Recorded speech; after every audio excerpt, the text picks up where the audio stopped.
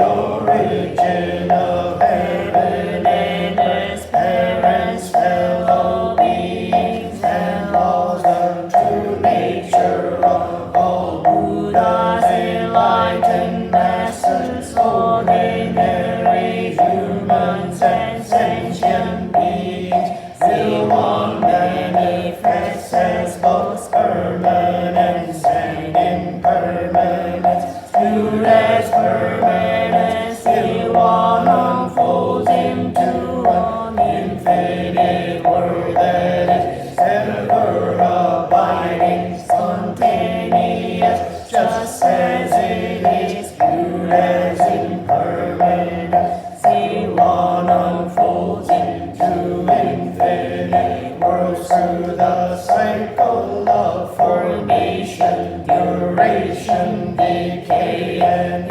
extinction of the universe, and the birth, aging, illness, and death of all things through the way we use our minds and bodies. In the four forms of birth, we transform through the six realms of existence, progressing or regressing, with grace arising from harm or harm from grace, for modeling ourselves after Won Sung, the Dharma Kaya Buddha. We unawakened beings vow to practice with utmost devotion to cultivate our minds and bodies perfectly, to know human affairs and universal principles perfectly, to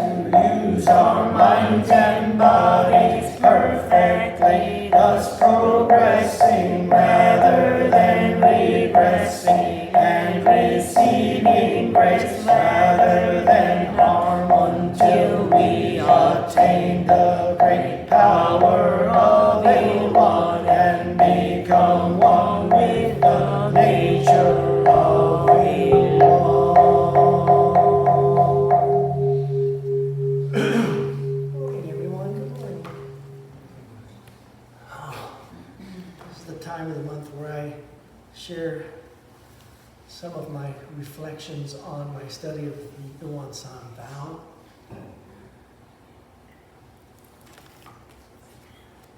Take out your chant book and look at the Won San vow for just a second. I want to bring us back to mind of where we have been and where we're going with the Won San vow. The first section is about the truth of the universe. The second section is about two things. First, how the truth plays out in the world around us. It talks about viewing as permanence and viewing as impermanence. The truth of permanence and impermanence set the world in motion in particular ways. The way we view what happens around us determines how we experience the world. Things can be viewed as impermanent, the realm of time, the realm of change. Time is just a way to measure change with our minds. The realm of permanence is an unchanging realm, and therefore a timeless realm. Now, how does that play out in the next section, which is what I'd like to talk about today? How does this truth, and how does the way it play out in the world around us affect our minds? It says, through the way we use our minds and bodies in the four forms of birth, we transform through the six realms of existence, progressing or aggressing, with grace arising from harm or harm from grace. This section is all about change. Our minds experience the change in the world, and it changes in response.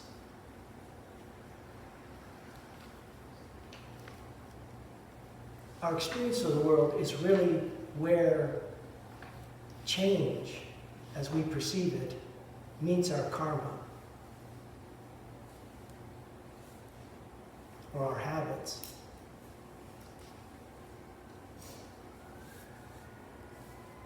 And how we react to that interface of our mind and change determines what happens next. Cause and effect. Desi and I are in the process of selling our house right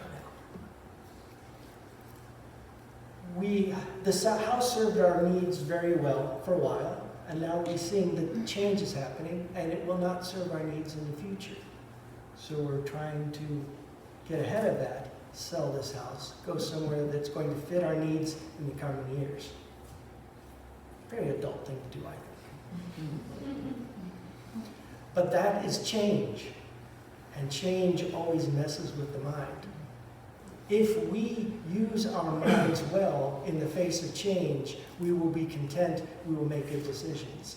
If we don't use our minds well, if we let our minds use us, we have turmoil and things may become rocky in the future. We had our realtor over on Thursday night to talk about scheduling details, and I found my mind doing something very interesting. I got that feeling of falling, that stress, that anxiety. You know what that feels like. What the heck have I done? I was afraid that we won't be able to sell our house. What's going to happen? We'll have to live here the rest of our lives. I won't be able to get up the stairs. I will die on the first floor with no bathroom. So, it's the natural response, I think. Before being thinking into the future. What happens? What if? And then I realized at the exact same time, I was fearful and worried about, what if our house sells so fast? It's hard to find a place to move to. What if I don't have a house and I have nowhere to live? We're on the streets trying to carry our stuff around in a grocery cart. And I recognized that in that moment. I said, oh my God, I am simultaneously fearful of two completely opposite things, both valid. I can't sell my house, what's going to happen? I'm going to sell my house, what's going to happen? That is all I need to know about my mind in the face of change. It does things like that. That's the beauty of the mind. It's capable of those magnificent oxymorons and contradictions, holding two completely opposite things to be reality at the same time. That's what makes us great. That's how we can achieve. But it also can cause tremendous conflict and stress within us if we don't use our minds well in those situations. That's what this passage is all about. This is everything. All the teaching comes down to this passage. The way we use our minds and bodies in the face of change. We can progress or regress with grace arising from harm or harm from grace. I'm not going to talk about 4 forms of birth and 6 realms of existence right now. We can talk about it later. I may choose to talk about it next month. Let's just talk. For me, I think of the 4 forms of birth as our karma. You don't get to choose your birth. You're born where you are, to whom you're born with, in the circumstances you're born in. That's your karma. That's one of the things you have to contend with. The 6 realms of existence are where your mind goes when it's not used well. Hell, deities, asura, animal realm. We can get into that sometime. But those realms, we can go in there moment to moment, day to day. We tend to go habitually to some realms. The more we go to a realm, the more that begins to define our personality in our lives. So it's a very interesting way to symbolize how our mind works, how it creates patterns, how our mind gets stuck, how our life gets stuck in a particular realm. Enough said. I'm interested in grace from harm and harm from grace. Really interesting to me over the years. When I see this passage, I always think of that story that maybe everyone in the room knows about. If you don't, that's fine. You know, the farmer with the horse and the son. The farmer has a horse. He uses it to plow his fields. He relies on that horse for his existence and his family's existence. One day the horse runs away. The village is all up in arms. Oh no, you poor man. This is terrible. What will you do? How will you feed your family? And the man, old farmer, looks at the people and says, you may think so, I couldn't say. So he muddles on as best he can. The son pulls the plow. They do what they can. A few weeks later, the horse comes back and has with him 6 other horses that he has picked up from the wild. And the horses will come into the corral, and now the farmer has 6 horses, and the village is celebrating. What virtue, what luck, you now have 6 horses. Isn't this fantastic? And the farmer goes, you may think so, I couldn't possibly say. So these horses have to be trained to work or they have no value. So the son goes into the corral and begins to train the horses so they can pull plows and carts and things. And in the process of doing that work, a horse kicks him in the leg and breaks his knee. And he cannot work. He has to stay in bed. The farmer has no help. It's a struggle. The village is commiserating. Oh, that's such bad luck. That's terrible. Aren't you upset? And the farmer goes, you may think so, but I couldn't possibly say. One day, the army comes to the village. There's a war in the outlands, and they need soldiers. And they take all the young men of soldier age out of the village. But the farmer's son with a broken knee can't be taken as a soldier. He's useless. So he stays. And over time, he heals.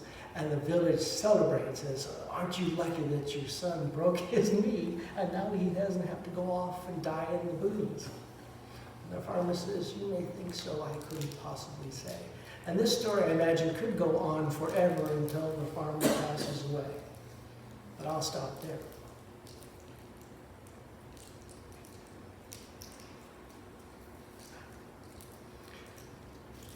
The stresses that are created by change in our minds are a result of losing the balance in our perception of reality. Viewed as permanence, it's permanence. Viewed as impermanence, it is change. When I get into trouble, it's because I lose my balance of perceiving the permanence in change. Change isn't the only reality. It is part of the reality. That's what the old farmer realized. Change is not everything. There's something beyond change. The villagers are caught up in the moment-by-moment changes, and the farmer is not. So their lives are different.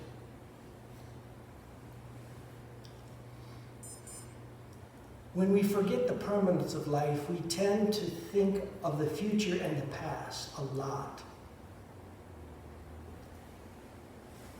So when something is going on, we have this strange dual nature with the present. If it's the way we like it, we're afraid of change. We fear the future because we want it to stay the same. If our present is not good, we have hope for the future. We hope for the future to come quickly. We want this moment to pass. So we love change when it suits us, and we hate change when we think it doesn't suit us. Our moving mind, our changing mind, can never satisfy us because it's always subject to the whims of the change in the world. It's our permanent mind where we take refuge, Namu Amitabu, taking refuge in the permanent mind, the timeless mind we have that is independent of change, is free of change, and if you look deeply, you'll see the truth that it is unaffected by change. If we want to be unaffected by change, we always need to have access to that timeless, changeless realm of our own nature. Grace from harm and harm from grace. There's 2 levels of message there. As the farmer knows, it might be bad now, but it's going to change. beneficial circumstances might lead to unbeneficial circumstances in the future. Unbeneficial circumstances now may lead to a benefit in the future. We have to reserve judgment. We have to embrace the unknown. We can't get stuck in the unknowable. We can't fear the unknown. We have to embrace the unknowable. There's another level to that. I think it's deeper than just, oh, don't worry, things will work out in the future. Because, we know that's not always true. As bad as things are, they could get worse. And they may never get better. And we have to live with that. Because we know what's at the end of our road. In reality, as Thich Nhat Hanh says, all things are of nature to change. I know that I will lose everything I hold dear today. I cannot avoid losing everything I hold dear today. Deep in our souls, we know that to be true. That's where our fear and anger and clutching and greed come from. We're trying to distract ourselves from that one reality. The only sane option is to embrace the unchangeable and unknowable part of reality. Say, I don't know, but I'll be okay. I don't know, but I will be okay. The way to do this is to recognize that grace from harm and harm from grace applies to our mind. It literally means when our mind creates harm, it creates grace. And when our mind creates grace, it creates harm. If I am looking at a situation and I say, oh, this is really great, I love this. I have this big bowl of ice cream and all is well. It's going to melt at some point and you won't have it. So now I've said, this moment is good because I have ice cream. Now I've created a bad moment when I don't have ice cream. I can't have one without the other. So I have literally created grace and harm with my mind. And that is what I'm trying to train my mind away from. I'm trying to be like the old farmer. When he sees something, he doesn't label it immediately, oh, that's good. Because that means bad exists. And now if it's not this way, it's bad, and I have to live with the bad because I created the good. He was wise. He said, this is not good or bad. Because good or bad is a figment of my imagination based on my karma, the form of birth I was born into, what I have experienced in the past. Head Dharma Master Kyongsang, the fifth Dharma Master, said something that was really interesting to me. He equated karma with ignorance. Karma is nothing more than ignorance of the truth, which is what the old farmer knew. Good and bad doesn't exist. It's created by my mind. If I'm ignorant of that fact, I get caught up in change, and it racks me and rolls me throughout my life. It causes the sea of suffering that the Master talked about in the passage I read earlier. If we know how to use our mind, we're not subject to that sea of suffering. If we know how to use our mind, if we recognize the figment of our imagination we create, when we create good and we create bad, we are free of that suffering. And maybe more importantly, we can be free of those daily dissatisfactions that we experience all the time. Face it, you rarely have a devastating suffering experience in your life. There's a few over the course of your life that you can point to. But the grind of every day, every moment going, oh, this isn't good enough, or it could be better, or this isn't going to last. That daily small grind of creating little likes, little dislikes, little preferences, little rejections, that daily moment by moment habit of wishing it was different than it was, or hoping it stays the same. So, this passage is incredibly important if all you remember is, don't get lost in your changing mind. Remember, believe, have faith that there is that impermanent, timeless mind to return to in those moments of need. So when you're afraid that you're going to sell your house because you might not sell your house, you can do what I do and say, oh my goodness, this is what I'm feeling, this is what I'm thinking, and just say to the person you're with, right now, in this moment, I am afraid that I'm going to sell my house too soon, and I'm worried that I won't sell it soon enough. And by saying that out loud to my real estate agent, I confused her.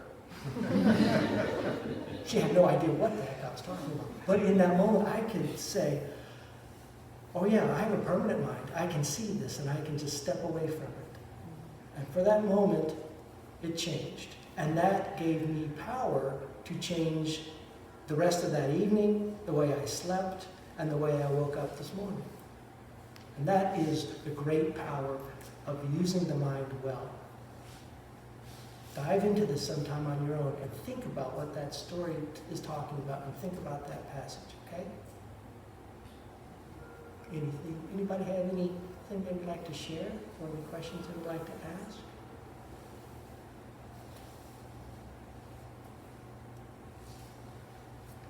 Try, Jack. Yeah, thank you. That was just totally educated and so truthful. I think sometimes, I think my wish is that I could catch myself sooner to identify what's going on in my mind.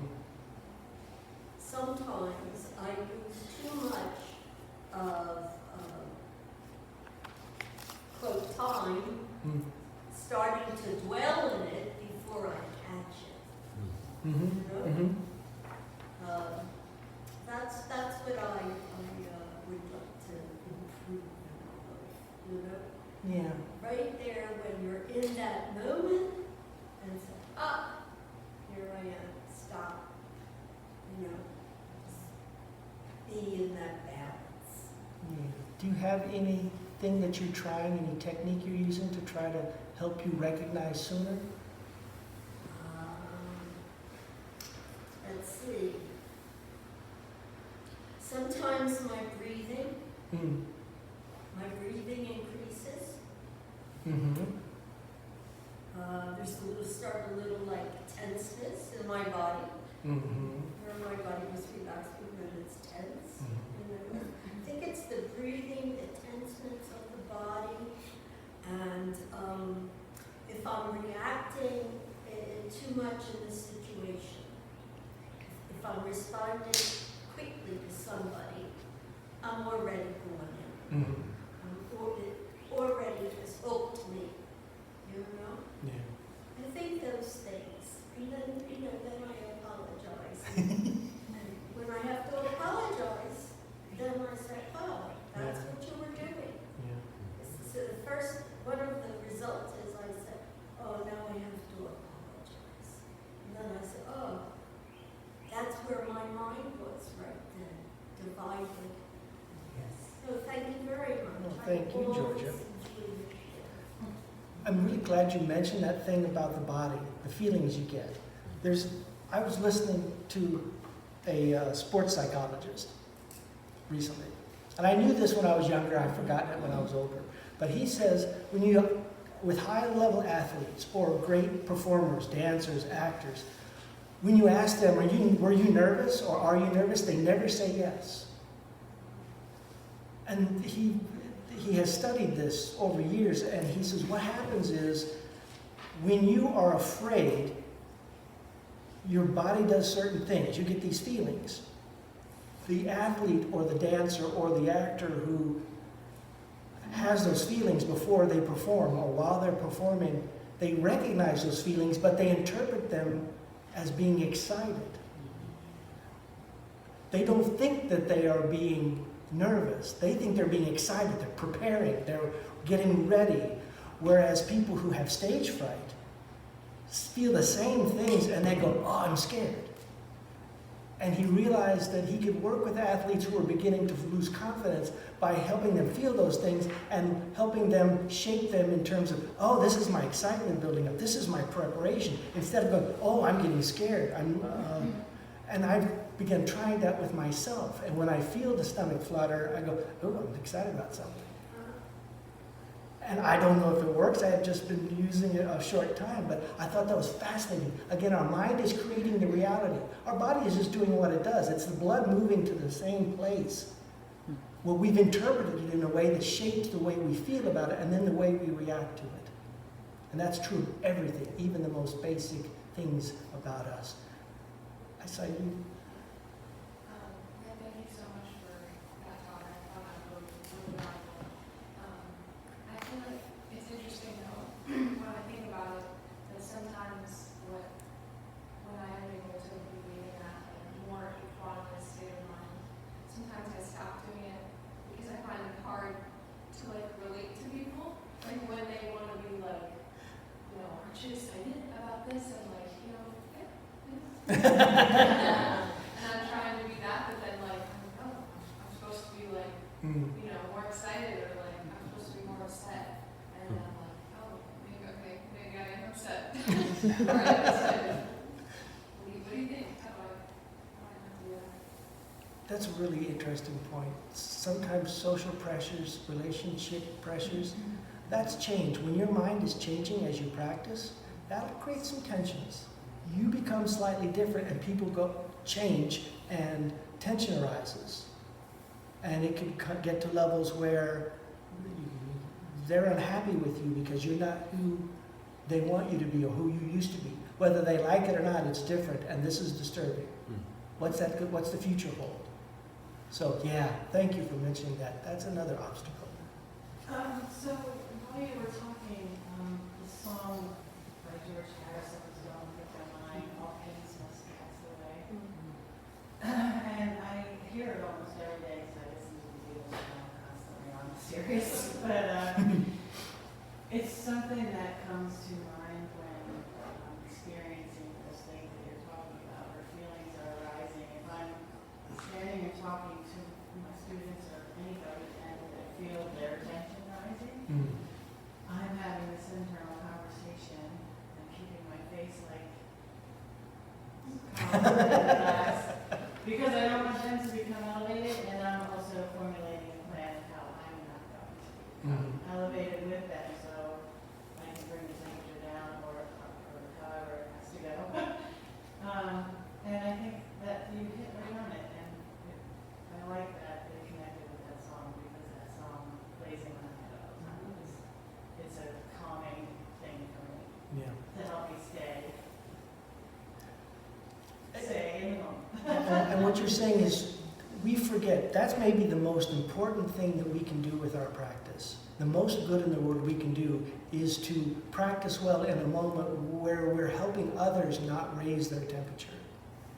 We tend to, as humans, we tend to want to balance out with who we're with. And if we're with people who are elevated, we tend to want to elevate. So if we don't contribute to the elevation, we're benefiting everyone. It doesn't feel like much, but it can be huge.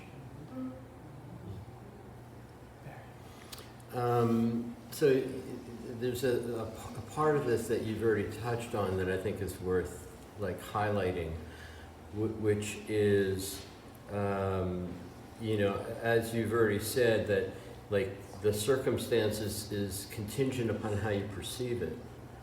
If you see it as being scary, you're going to be scared, and if you perceive it as being exciting, then you're going to feel kind of excited and upbeat about it.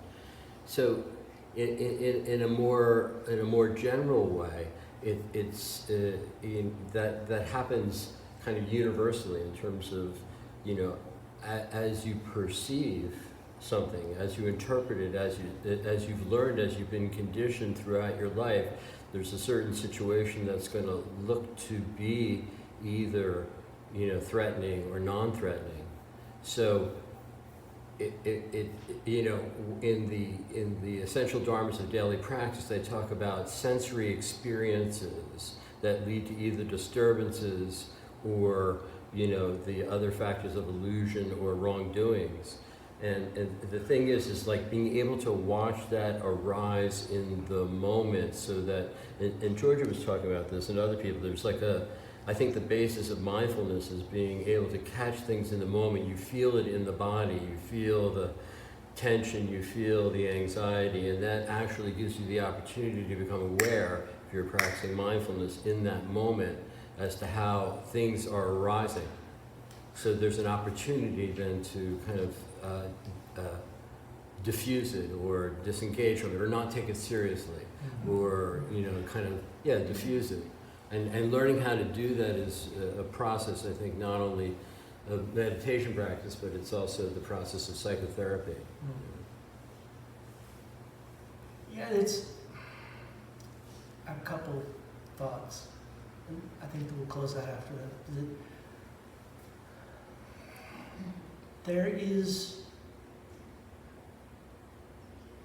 It's important to remember that the old farmer truly had removed all those remnants of endowing things with qualities.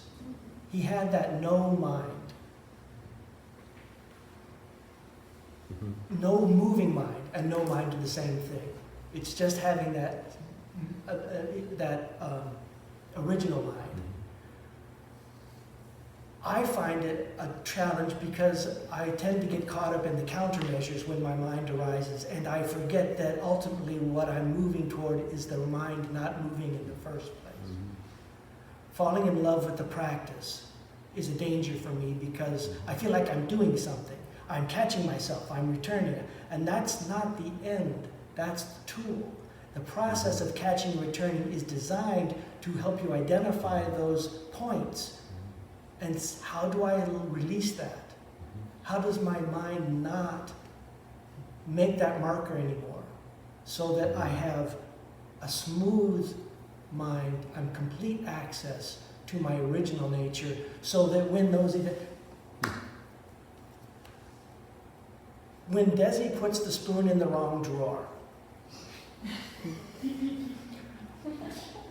I get angry, I say something to her, the spoon doesn't go in this drawer, it goes in that drawer. I practice. I recognize when that makes me upset, and I don't say anything to her anymore. I restrain myself, countermeasure. That's okay. But I still move the spoon to the other drawer. Okay, now I say to myself, oh, I didn't say anything to her, good. And I missed that other part. So then I finally go, oh wait, I'm still moving the spoon to the other drawer. So now I'm more cultivated. I don't say anything to her, and I don't move the spoon to the other drawer. And I go, oh, I practiced well. I didn't move the spoon to the other drawer. Blind to the fact that I still think that the spoon needs to be in this drawer, not that drawer.